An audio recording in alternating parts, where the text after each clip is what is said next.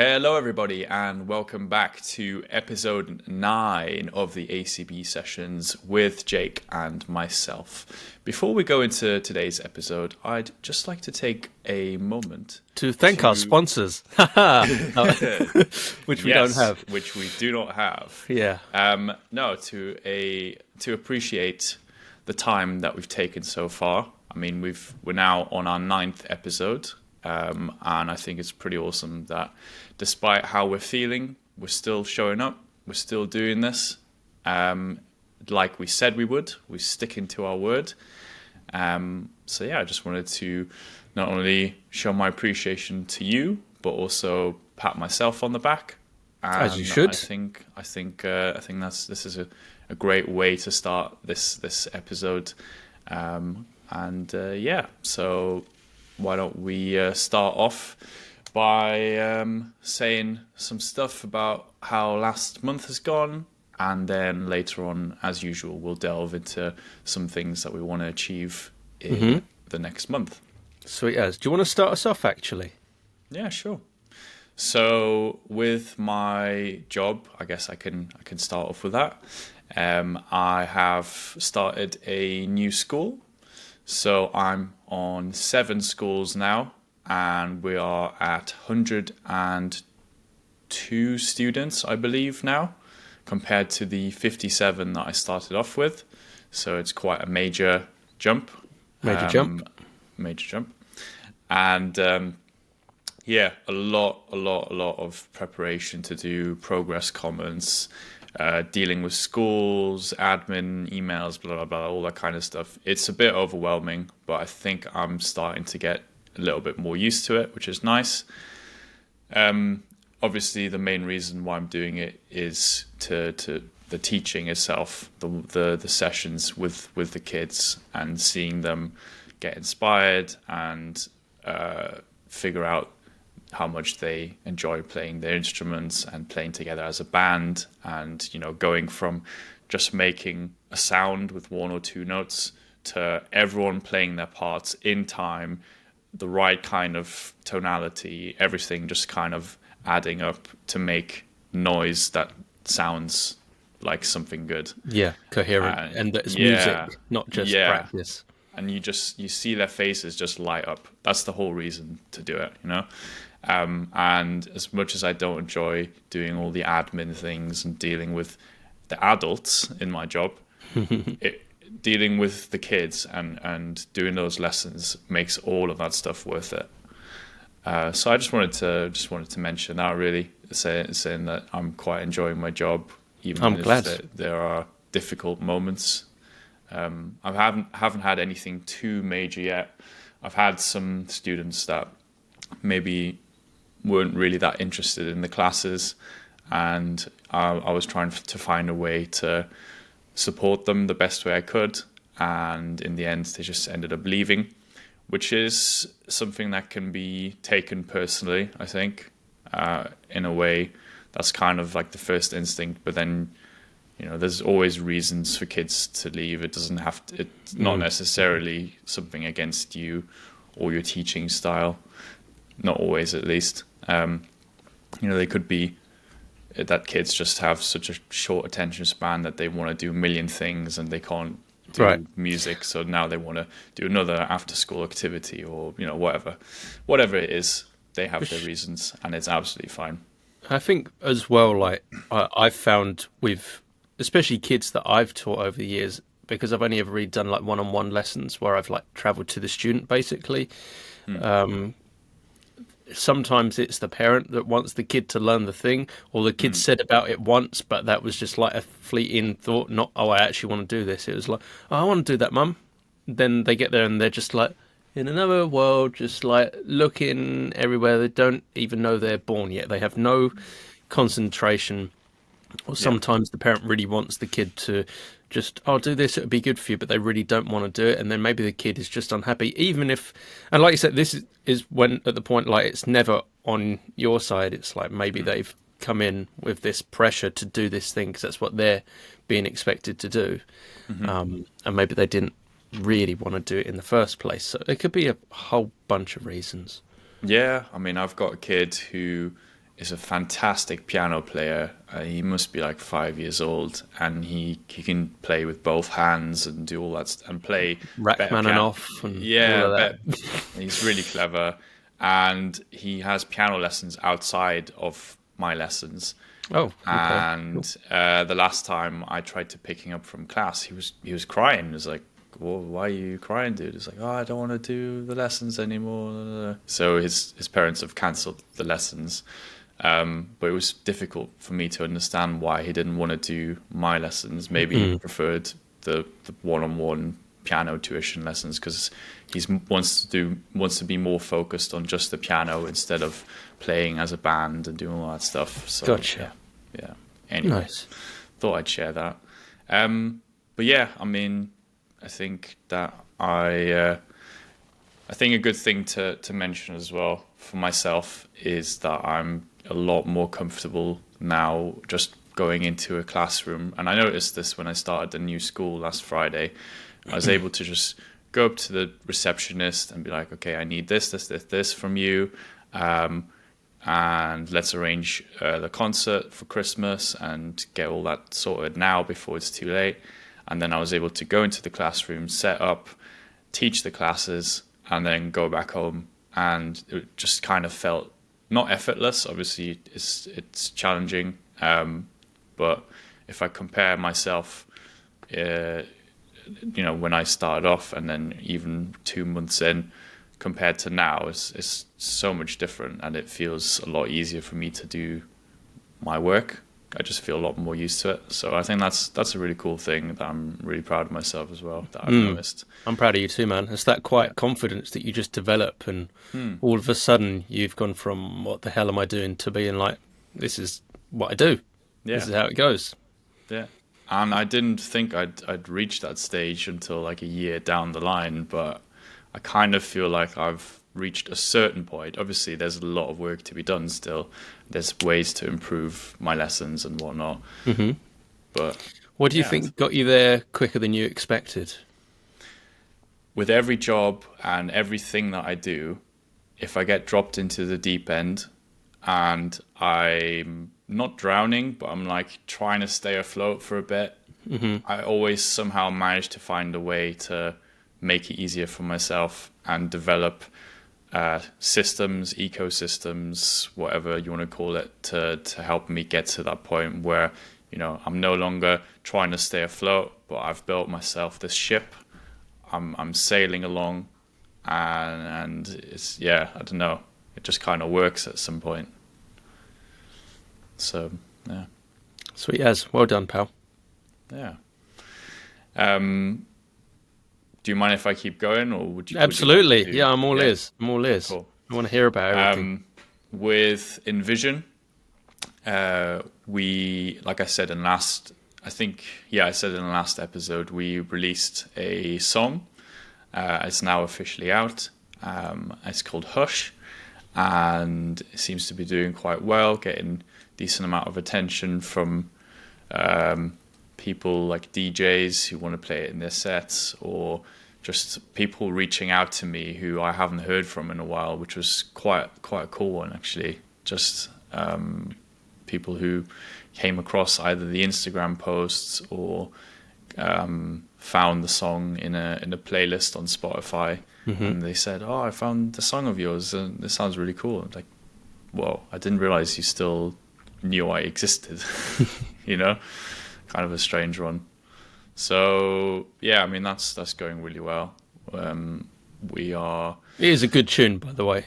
We'll put. You'll have to put a link in the description of this video as well, so everyone can go listen to it. Yeah. Okay. Yeah. Why not? Let's do that. And yeah, I mean, with Envision in general, we're always silently plowing away at whatever project we're working on. But this release has given us a lot of confidence in just wanting to release more similar kind of songs, kind of similar kind of style, and it's put us in touch with some interesting people who we can maybe work on some projects together with, notably some indie filmmakers.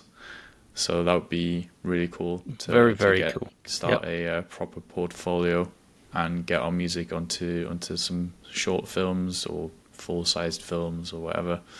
So that would be cool.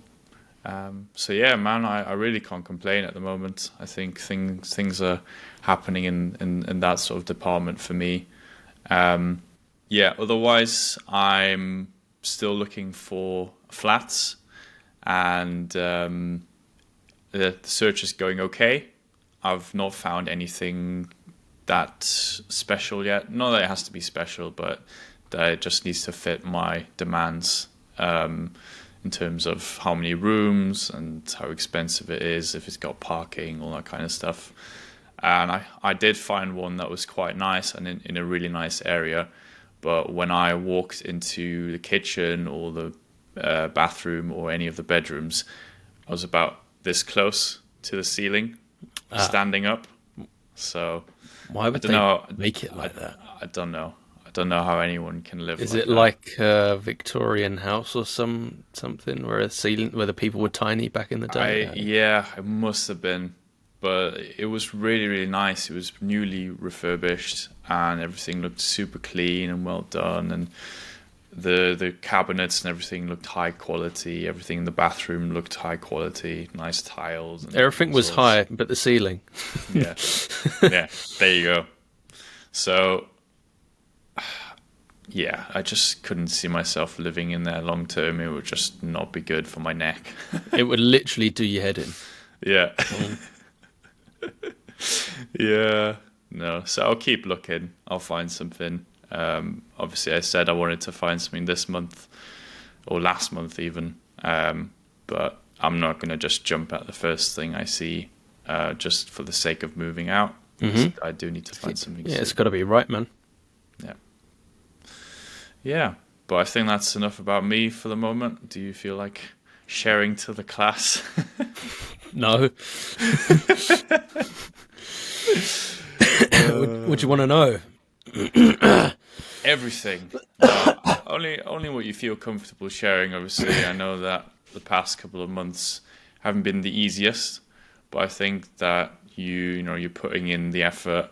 You're showing up for yourself despite everything, and you still got little wins here and there that you've got to celebrate. So I think we should celebrate them here together as well. And, sure. Yeah. Went for a job as cover staff for a reception place, a hospital. Same place my sister works at, which is kind of mad. And she was the one that told me that position existed, and so I went along, and they offered me the job the following week, which was really nice. Which was fine. They said they're going to let me know more stuff about starting and all of that, but that's been a couple of weeks now, so they're just taking their time on that. So I don't really have a ton to report on that. The interview did go well. I definitely wasn't feeling it the day of the interview, but I guess I'm good enough at putting on enough of a happy enough face to have still earned that position, and that hopefully my base level of being is enough. I wasn't acting up to anything. I was really honest as well. And maybe I didn't give the answers they were maybe expecting, because there was two people in there, one who was going to be like my direct manager and one who's her manager's manager or something like that. Okay. And I gave some clearly good enough answers because they offered me, but there was a question. They were like, what makes a good employee?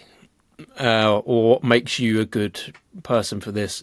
And instead of saying I never take days off, I never get sick, I never this, that, the other, I'm the perfect because X, Y, Z. I'm like, a good employee is someone that other employees can come to, and sometimes confide in.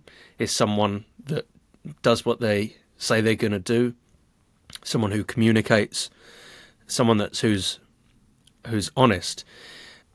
They also asked me, what would you do if there was like a change in a system or something new you had to learn? And instead of me going, I just turn on a dime and fucking do as I'm told, I was like, I would probably question it. I said I would see if this truly makes sense and it's more efficient, then absolutely I will go with the flow. But if it doesn't make sense, I'm going to say, is this the best way we could be doing things? Because ultimately, if it's not really serving the business, and if you really value what I have to say, then we do listen to each other, and that communication goes back and forth.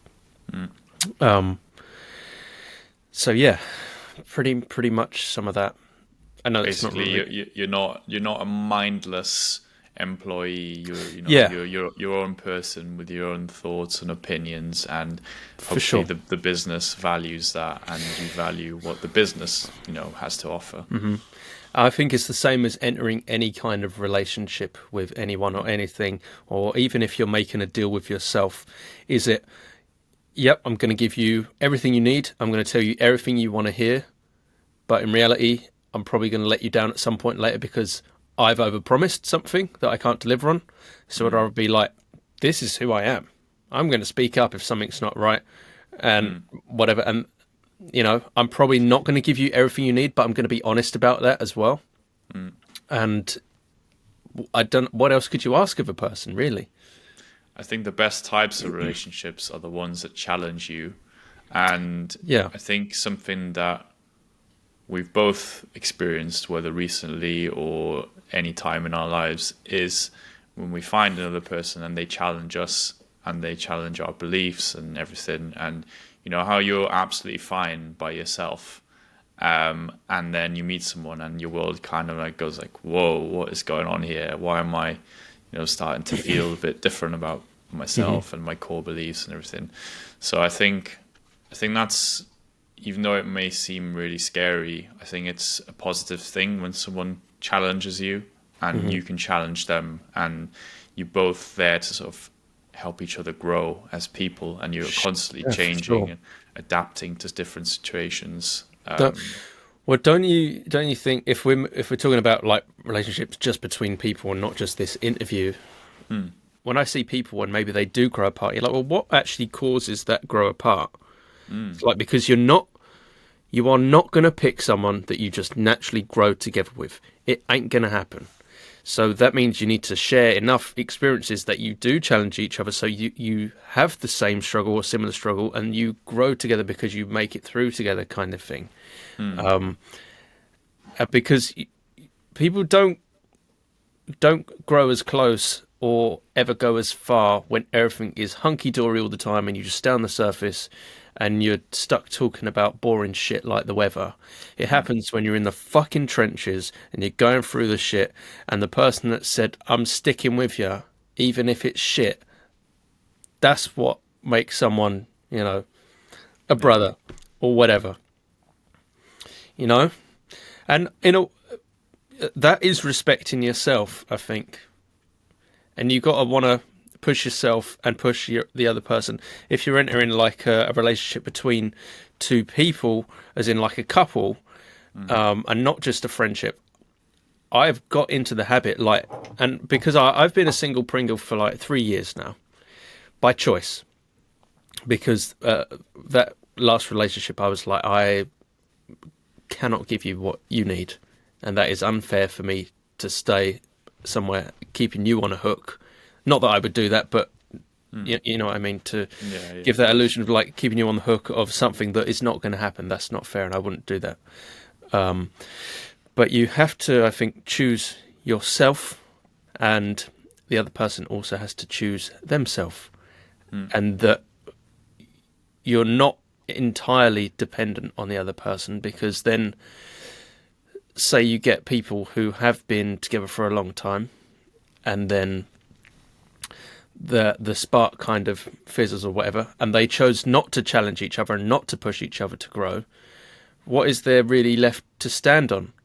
So when that inevitably breaks those two people apart, people go, what the fuck? All my personality is wrapped up in them. It's like, yeah, because you never thought to have your individuality still. Yeah. Like, you've put all your eggs in one basket. What do you think is going to happen? it's like, they chose to be friends with all of your friends, and then they stopped Right. being with their own friends and having their own lives and doing their own things. Then, yeah, you just become so intertwined that it becomes hard to separate that, and hard for you to differentiate what is you and what is the couple, what is the relationship. Absolutely. And I've been in that spot myself where I've been so entwined with someone that even when, when things come to an end, or that chapter just ends or whatever, you're just lost.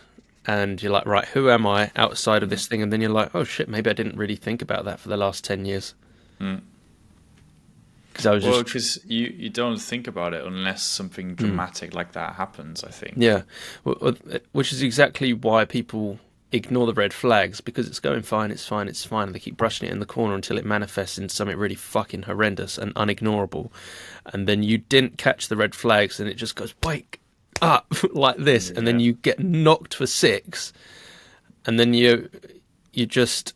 have to spend a hell of a lot of time processing all of that, and not just the situation itself, but in my case, I've been like, shit, I've misjudged this, and your ego is so unbelievably bruised that I let this kind of situation happen to myself, and I ignored the red flags for a peaceful life. Just because, oh, well, I don't want to upset someone. Fucking say something. If you care about someone, you say what you need to say.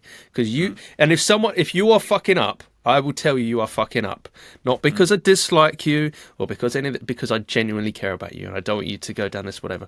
Obviously, it's your choice to make the decision, and you can't save anyone. And especially someone that doesn't want to be saved.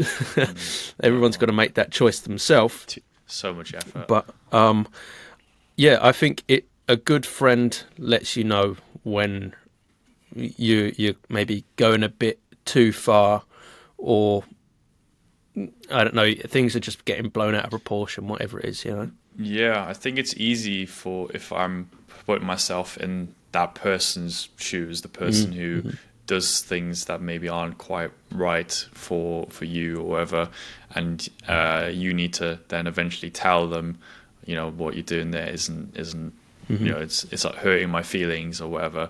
Then I don't know, it feels like that person,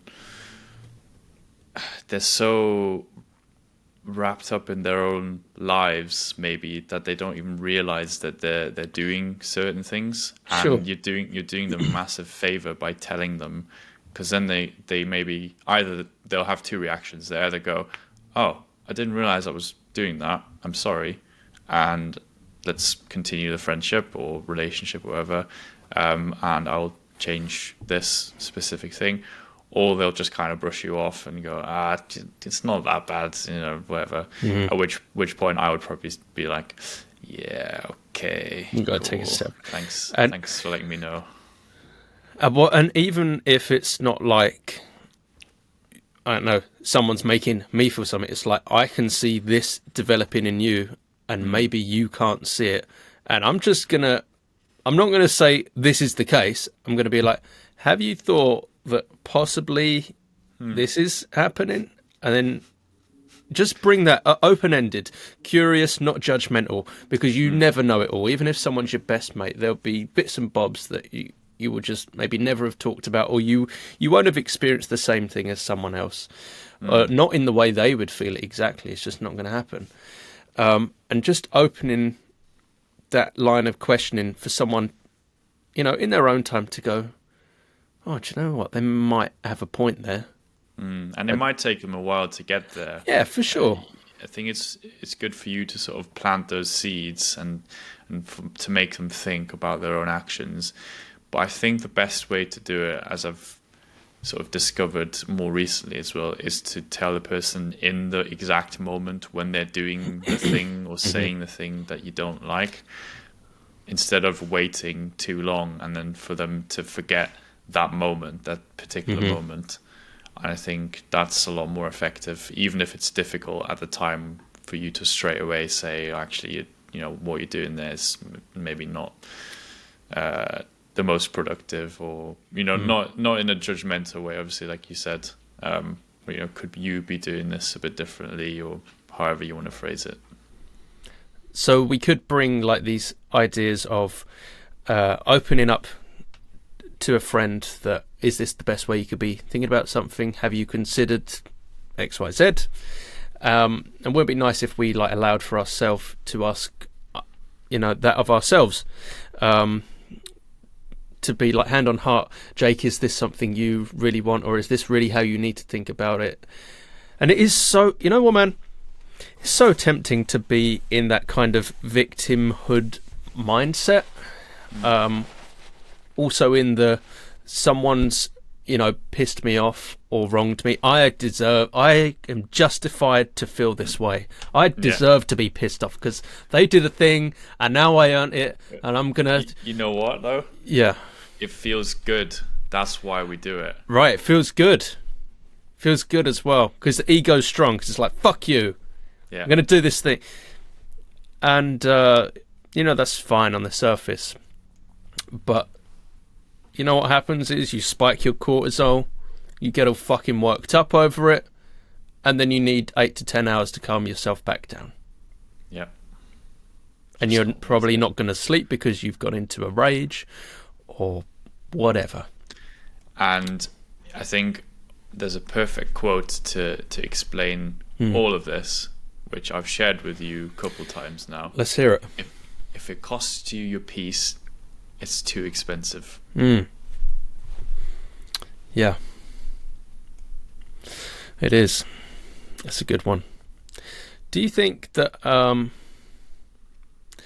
think you kind of have to choose your burden in a way? There is going to be something you have to carry. And there's some things that, there's always going to be a compromise. You cannot possibly have everything. And if you want your peace indefinitely, then maybe you're not risking all that much. But then to not risk something, you're like, well, what's the point? If there's no real reward here, and I'm just like living on the surface just to, not have an argument. But if you don't have an argument with whatever, or then you equally maybe won't let yourself find happiness or whatever else. So there's got to be some sort of risk, but it's got to be balanced, I suppose. Balance is so difficult, man. Balance is difficult. It's always a work in progress. I feel like peace can't be achieved without taking risks, because you'll be sitting there going, I should be having this, or I could have that, or if only, or whatever, and that's not peace. Although you are sitting down and you're by yourself and maybe feeling peaceful in the moment, because you're not surrounded by people who disturb your peace, or trigger, or yeah, you're still disturbing your own peace, because you're going, I should be traveling, or I should be meeting up with this person and having a great time, or I could be doing this or that, and or going for this job opportunity, whatever it is. I think that peace is when you're sitting on the train to God knows where, after you've made a huge decision, you've said goodbye to some people, you're not sure whether you're going to see them again, hopefully you are, but you've got a massive smile on your face because you go into whatever place you're going to, you don't know yet. But to me, that's what peace looks like, because you're doing the thing and you're taking that risk. But the peace comes with heartbreak as well, right? Because there's always a risk. You have to cut a bit off yourself if you're gonna grow to the next thing. But that's what balance is all about. Is that you can't have all the joy without some sort of death or whatever within yourself. Yeah, or, exactly. So. And they're like, to grow is, well, this is philosophical now. If we're talking about light and dark, the hand that reaches to the dark equally reaches to the light, and vice versa. Because now you have equal capacity And that's just how it happens, whether you want to think about it that much or not. And so the more you grow, the more you have to die, as in you have to let the old parts of you, the old ways that you would have used to think or act or be, you have to let that go. If you want that ultimately better thing as well. And it's the same as emotions. Maybe you want to feel this fucking whatever euphoria or something or other. You're going to also find that you have the capacity to reach equal depths, because it's the more you have to lose. Which is why it's tempting to not have much at all, because you don't have to lose a lot, but then you starve yourself of like meaning. Yeah, and it's beautiful to have something to lose. And scary as shit, though. It is scary. It is, but it's beautiful to have friendships, friends who you miss because you don't see them every day, or siblings that you miss because you don't see them every day, family members or pets, or even food that you tried once and you're like, oh, am I ever going to be able to try this again because it's on the other side of the world, or God knows, or that it was not just that food, but it was that food in that place at that time with that company. Yeah, or prepared by that person. It's not going to happen again. It isn't. No. And isn't it funny how we romanticize some things? Not just romanticize things in a good way, but romanticize things in a negative light as well. Just like, God, this thing was really that bad. And you're like, okay, yeah, it was pretty bad, but it wasn't. Whatever. Yeah, I don't know. We just play things up, and isn't it funny how time gives you like the perspective of how either meaningful or insignificant something was at a given time. Sometimes you end up going through a situation and you just like dealt with it, and looking back you're like, how the fuck did I get through that? I have no clue, but I fucking did. Because you always do, and you always have. Right, and likewise, if you're going into something, you're like, I have no clue how I'm going to possibly do this. But you figure out why you've got to do it, and you fucking do. Or it turns out, maybe a slightly different way or something. Yeah, or it wasn't the right thing to do, and then you're able to reflect and be like, okay, in future, it's probably not a wise thing to do what I did there. And there you go, self-reflection. And you're not going to do that stupid thing again, hopefully, fingers crossed. Well, and if you do, then so be it. There's, I think it's Bruce Lee. I might have said it before on here, but it's like the pain keeps finding you until it's done teaching. Even if that's the same lesson, man. Yeah. Just like, what if you didn't fucking learn? Here you go. It's true, though. It's true. These sort of situations, you'll always find yourself back in them again. And I mean, I know people who, unfortunately, they kind of view it as it's me against the world because this thing always keeps on happening to me, and I don't know why. And then you've got people who they realize that this is a lesson that they need to learn in life, and they sort of take it and just accept it as this is what I deserve, kind of thing. And it's like, well, nothing's going to change if you don't change. So, what do you expect is going to happen? But it is so difficult to go to those kind of depths of yourself and really question, like, what am I doing? It is. Yeah, it is, really, because scary. Being faced with yourself and your mistakes and being like real honest about all that, and like say someone does whatever and they're like, oh, I hope they forgive me. And I'm like, why the fuck are you waiting for someone else to forgive you? Forgive yourself, man. This is exactly, in my opinion at least, why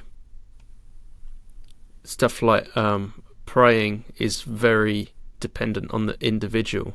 If someone is religious, I don't think people go to church to ask God for forgiveness, for example. It's, can I forgive myself? And if God is like that mirror of truth to you that says no, then you have your answer there. But I really do think it is, can I forgive myself? Not just can I forgive myself, but for any situation, can I allow myself? Will I allow maybe as well. Will I allow myself to not feel guilty about? Will I allow myself to be happy? Will I allow myself to accept kindness, even though I think it's more than I deserve? I have had a lot of trouble accepting kindness. It actually makes me really sad to accept kindness, because it's like someone cares about me and they don't have an agenda and they don't want anything in return, and it isn't a transaction. It's very difficult to trust that and to let yourself allowed to have that. But then I think to allow that kind of kindness and that sort of stuff in, you really have to be on the same side with yourself, and to be okay whether that kindness is real or not, or however you interpret it, and know that whatever someone else does reflects more on them than you, which is, it sucks sometimes, but if there's like something you love, for example, if you really truly love the thing, then you love regardless if it's reciprocated, and you just put it out there as an energy man. But you laugh about it, but in a way, energy is how we function as human beings. It's how our, like dogs, for example, they can sense our energy. They can sense when we're really excited or when we're feeling down. Ill or something. Yeah, and it's true. So we have that sixth sense, or whatever you want to call it, where you can tell something is going on with someone, but you can't quite put your finger on it. Like, what is going on with this person? Are they trustworthy? Are they, it goes further than just whether they're feeling happy or sad or whatever. That's more surface level. It's like instinct. The deeper levels is the instinct, and you got to trust your gut feeling. When you meet someone new, instantly your gut will tell you, can I trust this person? Will they have some form to play? No, I worded that badly. Some way, will they somehow be in my life, whether long term, short term, whatever, or are they just going to be someone who briefly passes by? And I don't know about you, but I kind of know that what the first time I meet someone, and I didn't know what that feeling was to start with, but now I'm kind of a little bit more the intuition with that feeling. Yeah. I'm usually a good judge of character. I was a bad judge of red flags, which is why my initial good judge of character turned out so horrendous in a couple of examples. But I recognise that, and I don't know what else I want to say.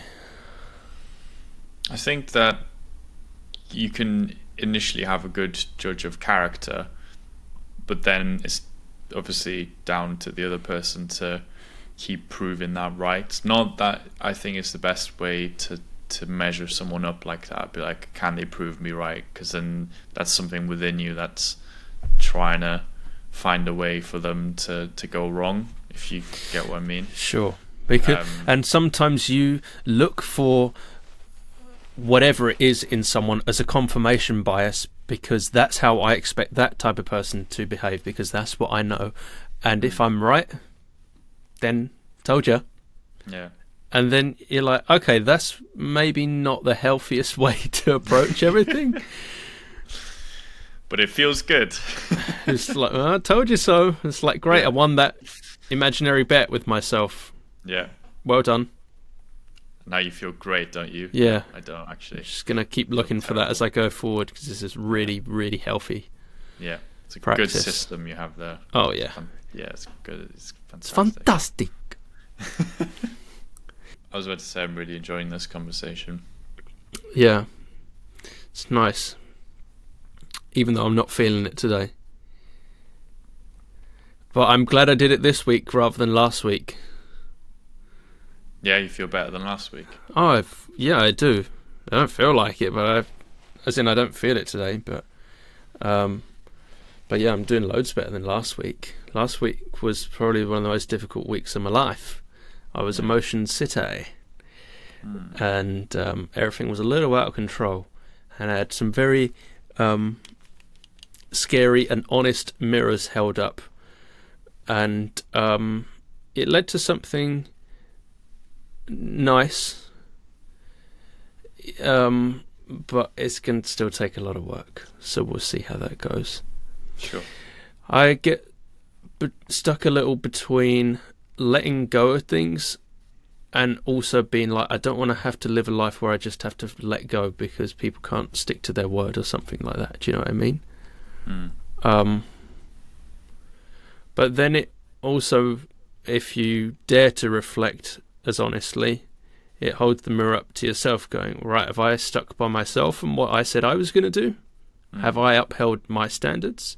Do I know my standards?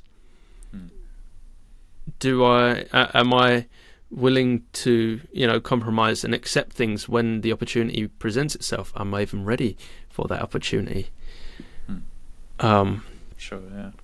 You know how in the past we were talking about benchmarks?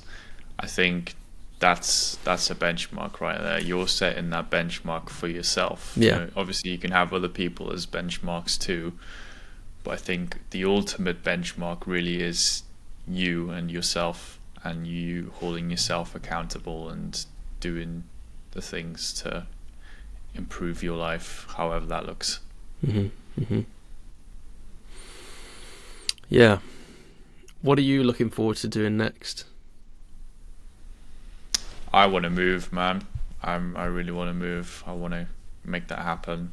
I want to find the right place and just build my own systems in my new flat. I want to. So even things as small and simple as buying like a pull-up bar and just installing that on one of my door frames and just being able to do pull-ups whenever I feel like it. I could do it here, obviously, but I know it would be a little bit of a nuisance to my family to have that just in the house. Whereas in my own place, I could just easily put it up there because obviously I want to do it. Yeah. Meal prepping, I've not been doing that here because it feels impossible to do it here. And I know I'm making excuses, but also we have a fridge that barely holds enough food for 2 people, never mind 4. So I just can't do it here at the moment, which is frustrating because I want to gain weight. But I am consistently keeping the same weight, at least. And I'm gaining quite a lot of muscles, so I'm starting to look a bit lean and muscly, which is nice. Got some progress pics coming up in the next month, I think. Hey. So that would be nice. In terms of fuck it, I'll talk about this too. In terms of dating and stuff like that, I've kind of stopped doing that at the moment, just because run out of options. Yeah, well, I'm just fucking you. Sorry, go on. in terms of dating and dating apps, I kind of stopped doing that because it's just so demoralizing, and I don't think it's the way. I think that I have to meet someone organically. I think that's the only way it's going to work, and I don't know how to do that at the moment, other than going out to like bars and stuff, but I don't really drink, so. Isn't it weird that like to meet someone or to do the dating game, you have to be sociable and do that kind of thing, but also like the right person for you isn't going to be doing those things that you also don't want to do. But then how else would you meet that person? Isn't it weird to when you try and let go a bit, that things start happening a bit more. Mm. And to have that kind of trust in life, I guess, that you will be where you're meant to be. Yeah, it's hard to accept that's just how life is, because you want it now and you want it to be nice and instant, but I guess you just have to be patient for a good thing like that, And Which also is- put the work in. You can't Yeah. just wait and do nothing. No, yeah. It's not about waiting, it's about becoming, I suppose. And making your own luck. If you got to be in the right place at the right time, you're not going to achieve that by sitting at fucking home doing fuck all. True. Which is, like you Yeah. said, why you've got to have it be a benchmark for yourself. And know Yeah, that you got to do all those things. know gotta- that you have the capacity for whatever. Yeah. I think if I looked at myself from an outside perspective, would I date me in a weird kind of way? No, that makes sense. I'd say yes. I do think the honest answer is yes. I work hard on myself in terms of like mentally and physically. I have a job that's really secure and pays me well enough. I'm about to live in my own place. I have hobbies. I have really, really, really good friends who I can rely on. Mm-hmm. I think, and I have a good family. So, that's kind of where I'm at the moment. Hell yeah. Sweet as. Would you like to share something that you want to do in the next month? Maybe something, even a little victory. Like to have a bit more clarity. From yourself or from someone else? From myself, you have to. Well, you don't have to, but you have to try to get along with yourself, because out of any experience you have, you are the only one that is stuck with you start to finish. Are you stuck with somebody else's thoughts at night? No, you're stuck with your own. And I'm going to keep daring to not challenge them, but nurture them. See, what can I improve? What needs to be listened to? What have I shut out that needs to be heard? What is, something that I can work on. I had, like I said, a bit of a game changer of a situation come along the last little while. And I took myself on a walk the other day and I talked it all out and I wrote some stuff down.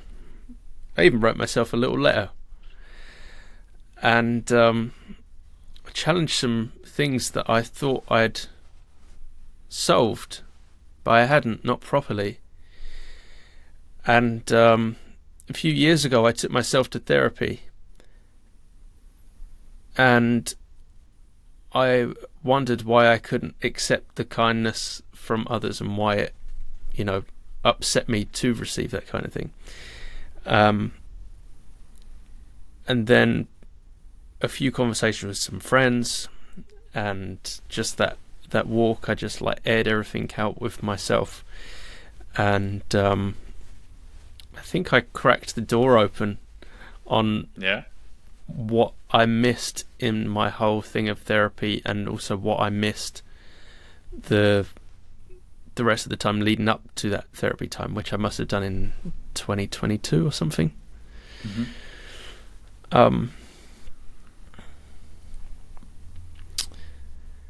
Even though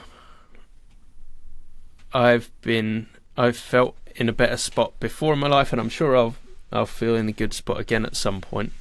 Maybe that moment isn't right now, but kind of like Bob Ross says, you know, I'm waiting on the good times to come.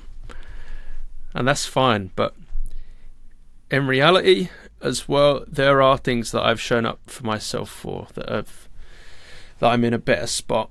I hit my weight goal. I smashed my weight goal. You know, I was 90 kilos in like December and January nearly. And the other day I hit 69 kilos. Great number. Nice. And now I know I have the capacity to do that. And free of unnecessary weight. Don't even miss it. How much other clutter and mental weight do we carry around that we don't need? This is why I think that writing the note and taking yourself on the walk and doing all that stuff is so important. And I a couple of months ago was writing notes and doing all that stuff, diary entries, whatever you want to call it, and I've not been doing that. So I think maybe for this next month I should start doing that again. Yeah, because I have a lot of, I guess, conflicting thoughts within myself that I need to figure out as well. And it's going to take me a minute to get to a point where I feel like I'm at peace with those conflicting thoughts. But I think I'll get there in the end. Do you know what? I don't know if there is peace between conflicting thoughts. I think there is just the dance of life and seeing how they can coexist. Because you have to, like, there'll be some points. If you said that you were never an angry person, or you never allowed any of that to come out, which we typically attribute to like a negative emotion, you're like, fuck, where's your fire gone? Where's the, when the odds are against you, where's your fuck you, I'm going to do this? You know? Yeah, that emotion is just as important as any of the other ones. So I don't think there is a solving it. I think it is just a balancing act a bit. There's sometimes try and do too much all at once, which is why I crashed out the other day, because I was feeling everything all at once. And it just wrecked my fucking nervous system. And then it took me a week to even function half decent. But yeah, just balancing those things, hearing things out. Something else I want to do is get this music recorded. I've got another couple of crazy ideas, which I've had the last couple of days, but nice. I don't know, man. I don't know. And it's not just... Crazy ideas are good. We need more of them. For sure.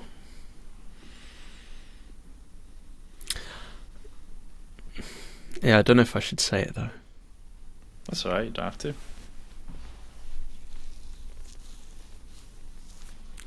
Maybe I need to do a bit more thinking on it first. Sure. But it has something to do with travelling with music, is what it has to do with. So I'll see if I can work that out. And if so, then awesome. But I just don't know.